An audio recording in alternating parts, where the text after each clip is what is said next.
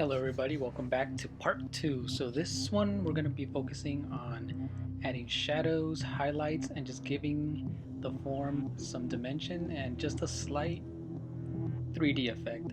And with this one you're going to notice that I'm going to be experimenting with different types of brushes, and the main one that I will be using to add all of these shadows and highlights is the soft airbrush tool at a probably 50% opacity. And other than that, I will be experimenting with different textures on his skin by using the old skin and rough skin brush in the touch-up section of the brush library.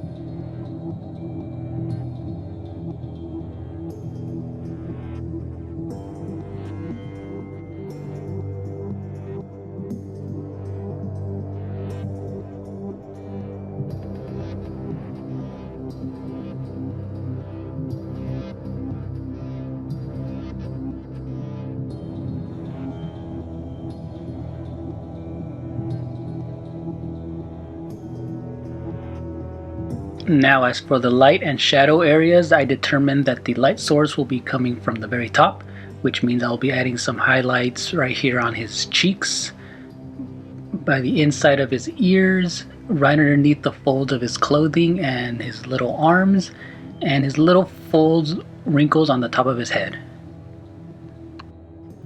Now the same light source will be applied to the concha that he's holding.